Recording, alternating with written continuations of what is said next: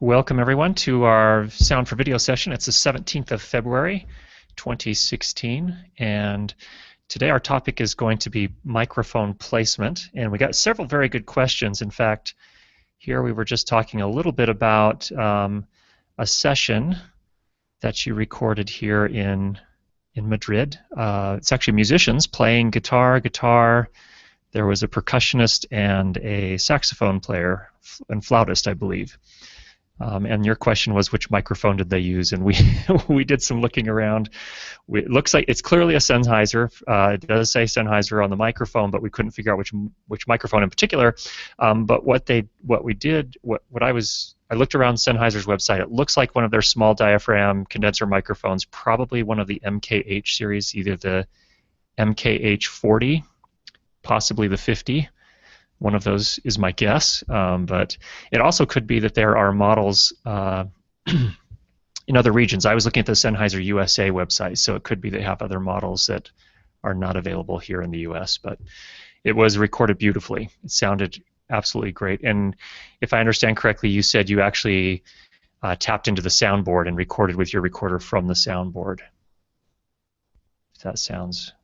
That's a good way to do it for sure in those circumstances. All right, we had several questions today. So what we're looking at here again is microphone placement. Linda had sent in a question. Looking forward to it. I need help with placing mics and what kinds of stands to use, especially to keep them out of sight, but not lose the audio quality. Thanks. So that's always the challenge. And I think what I typically do is, it depends on the circumstances, but we're talking here specifically about boom microphones, so we're going to be talking about either shotguns or some sort of cardioid, small diaphragm condenser mic, boomed above the talent, and that's usually my preference. Again, I often will also lav up the talent, so I have two options there. I almost never use the lavalier sound, almost always use the boom mic sound instead. And typically what I do is if I'm trying to travel really light and I know the talent are going to be seated and I'm pretty much doing a head and shoulders talking head type of shot, which is going to be, or an interview, you know, with two cameras, and I'm going to have two different angles, and they're again pretty much head and shoulders.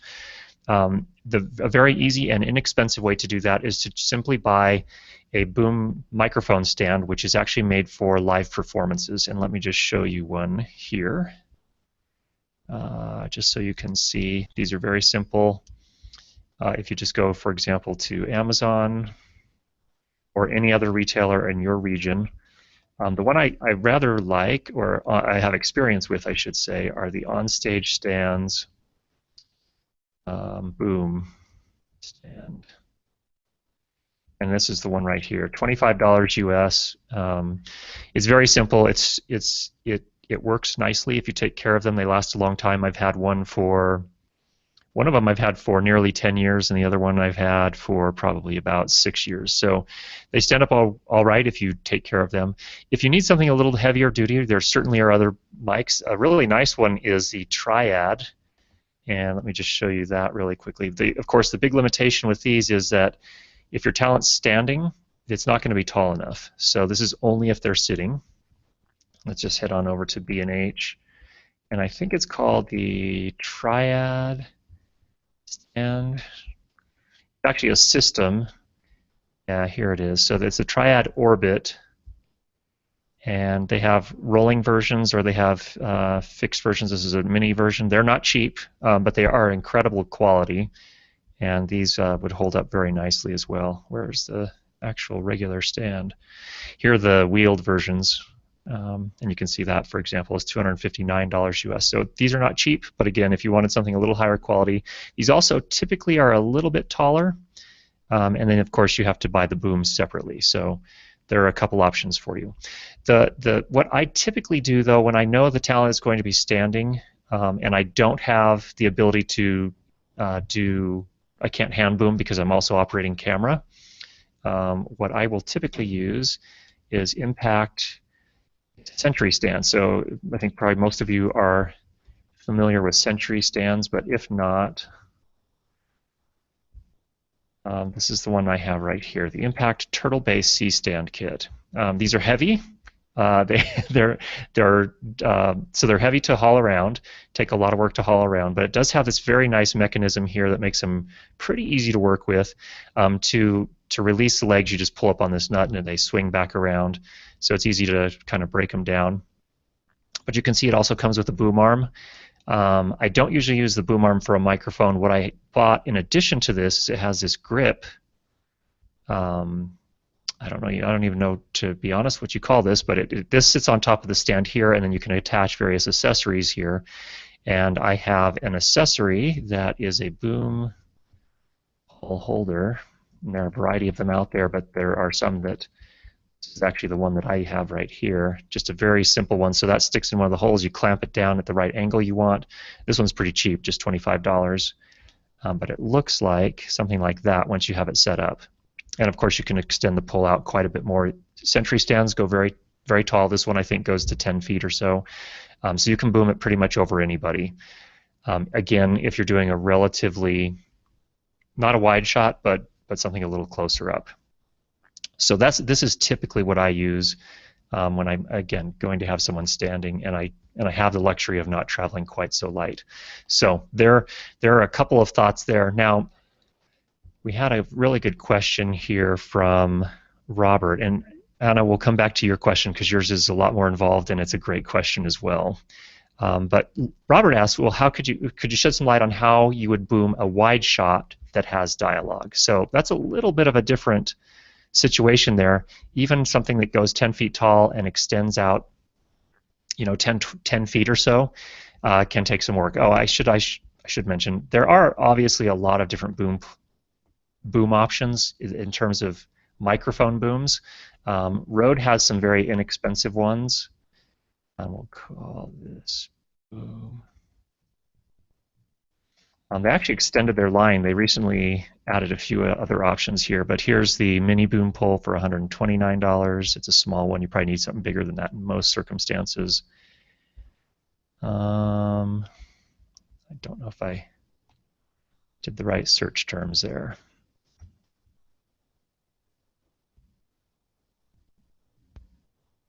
Here we go. So here's their new carbon fiber version, which is $300. So these will do the job nicely, especially if you're mainly going to be statically booming. That is to say, putting the boom pole on a Sentry stand and leaving it there. So definitely some options there.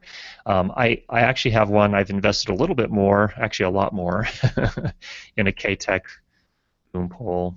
And what the Rodes don't typically have, I don't think, is they don't have any sort of internal cabling. I have one that is carbon fiber and has internal cabling, so that carbon fiber makes it a lot lighter weight, much easier to hold for an extended period of time, and it's also internally cabled, so it makes it just a little easier to manage the cable, because you already have enough issues when you're booming. When you're booming, you got your hands full, because the cable coming off the end of the pole, you still have to manage that as well. And I didn't want to be fighting it with it around the pole as well, so I have one of these here, and it has my particular case, it has a 90-degree outlet for the cable. All right, so that's boom poles there. As far as Robert's question, how do you do it when you're doing it wide? Well, I don't do a lot of wide shots with dialogue, but it's a great question because sometimes you need to do that. And I can tell you, from my experience, there are a couple of ways that's usually approached. One way is to get a really long boom pole, and they make some pretty long ones out there. You can get 16-foot boom poles. That's a handful. And I've seen people get up on ladders to boom a really long pole a long way for a relatively wide shot. Also, what helps in those circumstances is if you can't get typically with a wide shot like that, you can't get the microphone in very close. So often what the professionals will do, if they have a little bit more budget, is they will work with a long shotgun microphone. So for example, something like a Rode NTG8 is an example of one of those. And you can just see here, if you haven't seen a long shotgun before, this is worth a look here. I don't know if you can actually see it. Yeah, it's hard to tell, but this is, I think, about, look at our specifications here, in terms of size. 55 millimeter or 55 centimeters long. So it's a lot longer than most. Just for reference, most shotgun microphones that most of us use, the short shotguns, or we just call them shotguns. Typically, they're short shotguns. Those are usually about 28 centimeters. This is almost twice that length. So they're a lot longer. That's great because it gives you a little bit more isolating capability, but so you can essentially, and I use air quotes when I say this, you can reach farther. All it really is technically it's a smaller pickup circle, but you have to get them aimed just right. And if you're off aim, you're gonna miss your sound. So that's one other thing that is sometimes used on higher budget productions. However, there are other strategies you can employ as well, and let me just kind of talk about some of those. Obviously, you can go with a lavalier microphone, and almost in all cases, when you're shooting a film with a budget, they have everyone laved up, and they're using a boom microphone, and they can fall to the lavalier when they need to, but they can use the boom mic when they can actually, when they're able to use a boom. And almost always they'll go to the boom mic because it sounds better. So that's one consideration, but you can use a lavalier mic. Another thing you can do is you can plant a mic. Depending on what the wide shot has in it, you can hide a microphone somewhere in the set, relatively close to where the actors will be doing their dialogue. And that's another strategy you can employ when doing a wide shot. Another thing that can also be done, a lot of times when you're shooting a narrative type film, at least, and obviously this is going to be different for a documentary where you may not have this option. For these narrative type films, oftentimes they will actually shoot the same scene twice, once wide and once much tighter. So they'll have the wide shot where they're quite a ways back, and then they'll also do the same thing again with all of the dialogue, and in that case with a boom microphone much closer up, so tighter framing. And then they'll actually use the dialogue sound from the tight shot on the wide shot in editing. So that's another strategy that's often employed. Of course, there's also dialogue replacement, which you can do after the fact. Not usually, that's a little, that's a lot more costly and time consuming. That's one thing, but they could also, and then one final thing that is also sometimes done is they will get wild audio. And what I mean by that is that after they shoot the wide shot with the dialogue, they'll, once they've taken all the cameras down or whatever, they'll just record with a boom microphone the same exact lines, and then in post they will add those lines back to the actual cut. So there are lots of different approaches to doing that. So those are just some ideas to consider. The trick is none of them are easy or simple. So there's got to be some commitment on your side to make those work well. But those are usually the strategies that are used for all those different circumstances. So thanks, Robert. That was a great question. I really appreciate that. That's our friend Robert Murician. I hope I'm saying that right. And I know, Robert, you're down in Australia. So thanks for that. All right.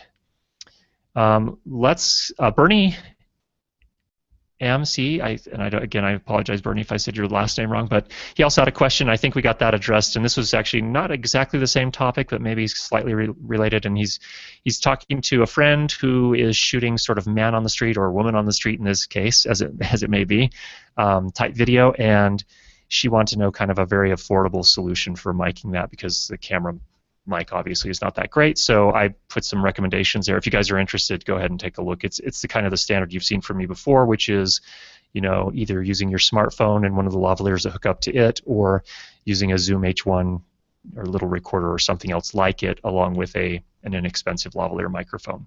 So lots of options there. Okay, let's come back to Anna's question, or Anna. I have been wondering about phase cancellation when miking an interview. And let me just show you the question here so you can all see it. This is a fantastic question. I've been wondering about phase cancellation when miking an interview, a panel, or narrative dialogue. I have heard that a way to avoid this with microphones is to use the 3-to-1 rule. Can you talk about phase cancellation in your session on Wednesday? So yes, I think, Anna, that's a great question. First of all, phase cancellation, what is it and why do we care? Well, let me just pull up a website here, and we're going to talk about a little bit more. And let me just use a diagram that they had here. In this case, they're talking about, it's not exactly the same as what we're talking about here in most cases, but they're actually miking a choir. These are the people here in the choir, and here they have an example of setup of a bunch of different microphones. The trick with this is that when you put microphones, when you set them up like this, when they're close together and the source of sound is close together, you can often get constructive and destructive phase issues. And what that means is that the sound, say for example, coming from this person here, let me see if I can zoom in on this at all. Yeah, I can, just a little bit. Say for example, this person here, the sound coming from this person is going to hit this microphone just a tiny bit earlier than it's going to hit this microphone. And what happens when you mix all of those together is that the waveforms themselves are actually kind of out of sync a little bit, because again, this microphone picked up the sound a little bit later. And what that means is that they can actually, when you have two waveforms that go down and then back up together at the same time, they sort of amplify each other. So it extends the amplitude of that particular crest in the waveform. And also the opposite can happen. And in fact, this is how noise-canceling headphones work. If they're completely 180 degrees out of phase, what that means is this one's captured and then this one captures the same sound, but it's when the waveform is actually at the top of its crest and this one's at the bottom, they actually cancel each other out. And what you actually hear on playback, if you were to mix those two microphones together, is nothing if they're perfectly out of phase. They're perfectly opposite in terms of phase for those two microphones. So what happens is, typically it's not that clean, it's not that simple, but what happens is when you mic like this, the overall sound when you mix all these microphones together in your final piece just doesn't usually sound that great, because you get these weird things going on. You get amplification of certain things and you get attenuation of other things, so it starts to sound weird and garbled and rather strange, not natural. But kind of the, I guess, conventional wisdom would be, hey, let's get as many mics on this this group as we possibly can. So there are problems there, but there's this rule that can actually be kind of a rule of thumb, if you will. It's not a perfect, it works all the time kind of thing, but something to keep in mind is what is often referred to as the 3-to-1 rule. And the main idea with the 3-to-1 rule is, here's a quote just to help here. When using two microphones to record a source, normally you will get the best results by placing the second mic 3 times the distance from the first mic that the first mic is from the source. So let me explain what that means.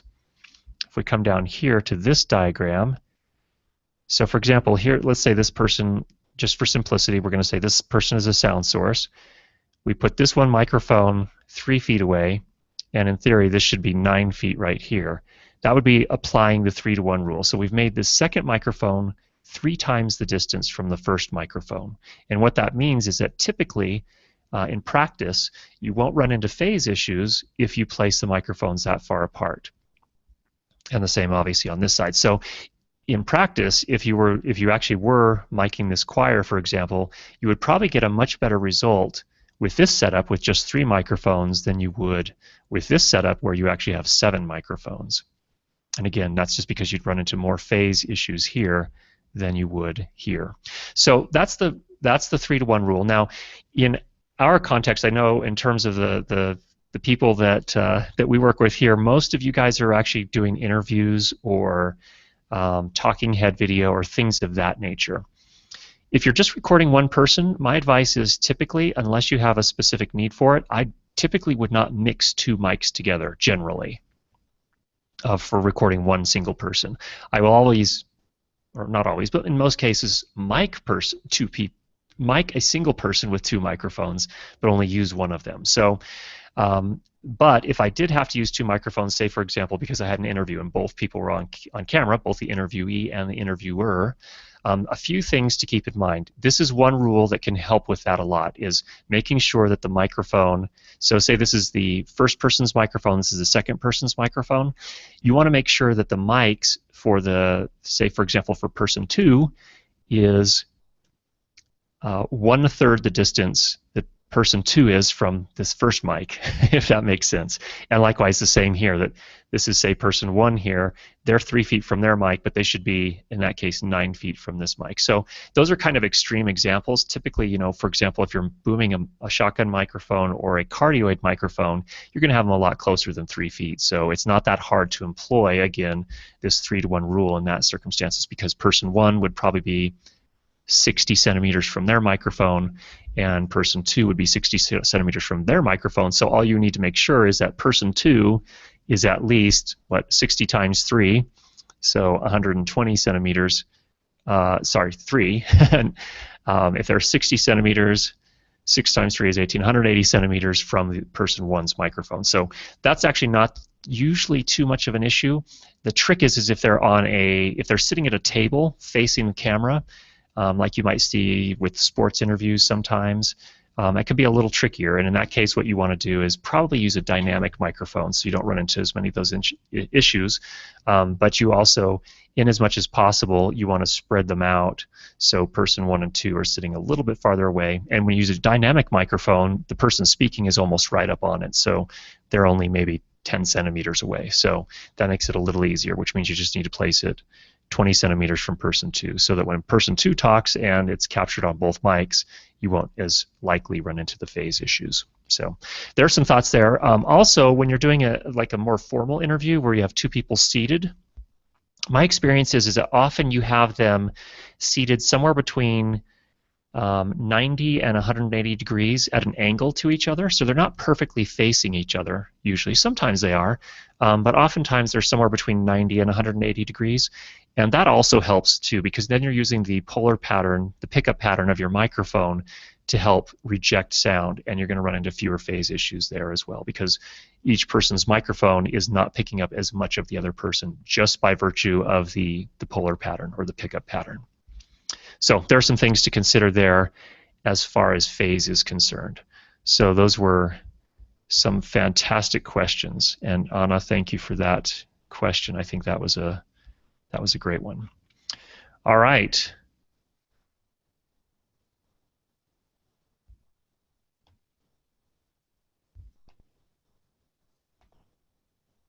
There we go. I thought I lost our session here for just a second. We are all still here. Good. Okay, with that, let's pause for just a second here and see if we have any questions. Guys, any questions from either of you?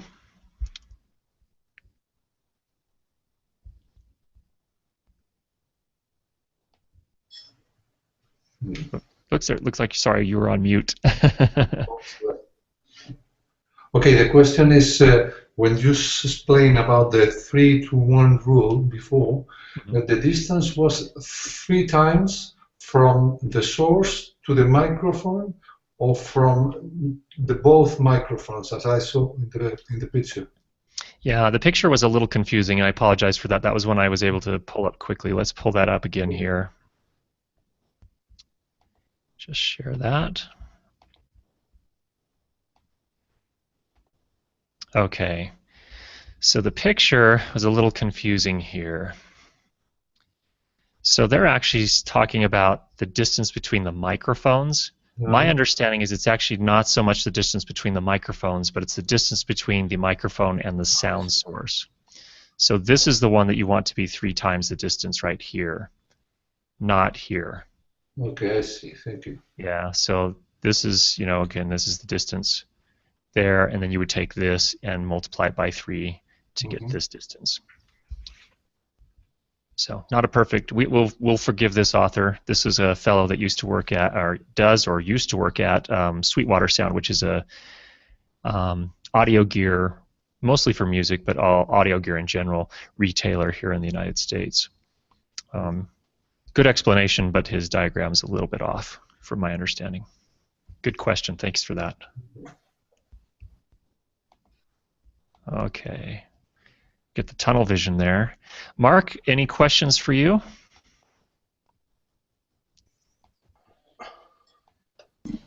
No, I'm listening, but I don't have any questions. Thanks. Okay, very good. And welcome, Larry. How are you? Oh. Hey, Curtis. Good to hear your voice. Yeah. Thanks for all your answering all my questions. The pleasure's You betcha. The pleasure is mine. I hope they were helpful. Do you have any other thoughts or experiences or questions you wanted to share with the group? Well, I'm considering a shotgun mic. I'm considering buying one. I bought one of the smaller ones that go on the camera. I think we talked about that, but it doesn't do much. It's pretty bad. I need a professional level mic, so I'm kind of tuning in to see what you might think. I've got a kind of a short documentary I'm trying to produce, and I'm getting really bad results in the field. A lot of the interviews have been done outside, and I'm getting a lot of ambient noise, and it's troublesome. Let's put it that way. And I'm not an audio guy, so I have to fill all these roles. Yeah, it's tough. It's tough when you got a lot going on, especially documentaries. When you have so much going on, you get one shot at it, and that's a tough one. Remind me, which mic did you end up with? When did I get? It evades me right now. Was it the Video Mic Pro, one of those type Video Mic Pro? Yeah, okay. I kind of want to forget about it because I actually think that I made the wrong investment, even though it was pretty cheap. I think it was like $100. Okay. It just doesn't work. It doesn't work well. You've got to put it right up to the person to get any clarity out of it, and it doesn't work at all on the camera. Yeah, and that's the tough part. That's the tough part with those on-camera mics is they're maybe the one thing that makes them slightly better than the camera's mic, and depending on what you're shooting with, is that they're a little bit more directional. But if you're still 5 feet away, it's still going to sound very much 5 feet away, and you're going to reject a little bit of the stuff behind the camera and maybe a little off to the sides, but you're still going to be picking up everything behind the people that you're shooting. And plenty of ambiance between you and the actual talent itself. So, yeah, those are tough. To be honest, there are some things you can do on the very expensive side. Schoeps makes a very lovely microphone that I have not had the opportunity to use, but it's ridiculously expensive. It's close to $5,000, but it actually does some digital work to attenuate all of the ambiance and just pick up the dialogue, and you can use that relatively far away. You could use another long shotgun microphone. I guess that's one thing we should talk about here is what are you going to have, for example, with the interviews, if there's, obviously if it's a documentary, they're not terribly staged in most cases, but do you have the luxury of actually setting up a boom stand, or is that even not an option? No, it's an option, and it's problematic when you're on a micro budget. Yeah. Oh, totally. Yeah. Totally understand. Trying to produce something that is probably well beyond me, but I'm giving it a shot. I can set up a boom stand. I have tripods, and I could make something work. Yeah. I'm actually thinking of investing in maybe a boom stand and maybe a Sennheiser or something like that. And I looked at that case. What's the case called now? Not elephant. The case that covers it for wind noise. Yeah, the blimp or Zeppelin cover. Yeah. Because I thought, maybe that would isolate the guy's voice a little more and take out the wind noise and the traffic. I'm shooting in a rather it's a rural setting, but it's surrounded by homes and streets. Mm-hmm. But it's a rural setting, but it's just you can still hear the traffic. And I tried a lav on him, and I didn't like the tinniness of the lav. I didn't like how it sounded, so I wanted something so I could still hear kind of the birds and all that, and a little bit of the ambient, but not too much of it. So. Yeah. Here's a thought that may be worth checking out. So Rode makes an extension cable for the microphone that you had called the VC1. It just gives you 10 extra feet, so you connect that to the camera and then the other end of that extension cable to the mic. So that gets you in closer. You could pick up one of these. Again, we just talked about microphone stands. If you want to just the $25 mic boom stands that they use on stage are pretty decent. If you've got the talent seated, that would definitely work. And one other thought too is don't worry too much about getting the ambiance while you're doing the interview. What I would recommend in that case is if you can get that boom mic in closer using the extension cable and the boom stand, just focus on getting as clean dialogue as you can, because with a boom stand you can do that. You can get it in nice and close, and then you're not fighting all that other stuff. And then when you're done with the interview, capture a minute or two of just ambient sound once the interviewee goes away, and then you can mix that in later. And is that how you do it? You just lay it in your timeline? Yep, exactly. Yep. Okay. And so that way you get a little more control, and you're not like if some big semi drives by, you're not fighting with that. Yeah, that's exactly what happens. I'm used to producing things where I hire audio people. Yeah. I've never had to do it myself. Now I'm no longer doing that, and now I'm on my own to figure out how to do it. So I'm totally novice at it. Well, you know now more than almost everyone else. The biggest secret is not so much the microphone, it's how close you get the microphone to the talent. Okay. It's the placement. All right. That's number one. So, yeah, keep us updated, Larry. That's I feel your pain. I've been through that. In fact, I was shooting a thing just this last weekend. I was actually supposed to be there as the photographer, but then they decided last minute, of course, and I knew, you always know this stuff's gonna happen. So they're all, hey, does your camera do video also, by the way? And I'm like, yeah, sure it does. And they're like, good, can you get some interviews real quick? And so all I had with me was my Rode VideoMic Pro to pop on top of the camera, and it was just me, and it was quick. Like I had 10 minutes to do the entire thing. And the audio is, of course, not awesome because it's sitting on, the mic is on top of the camera. Then people are leaving the event and they're walking behind where we're shooting the event or the interview, and it's just a mess. So if that's any consolation, I feel your pain. I guess the lesson for me there is probably what I should do is go drop $25 and just get one of those mic stands and just leave it in the car. That way I'll always have at least something I can work with. So. Okay, I wrote that down, so I'll look into doing that, and I'll try it again and see if it works. Good deal, good deal. Well, let us know how it goes. Yeah, absolutely. All right.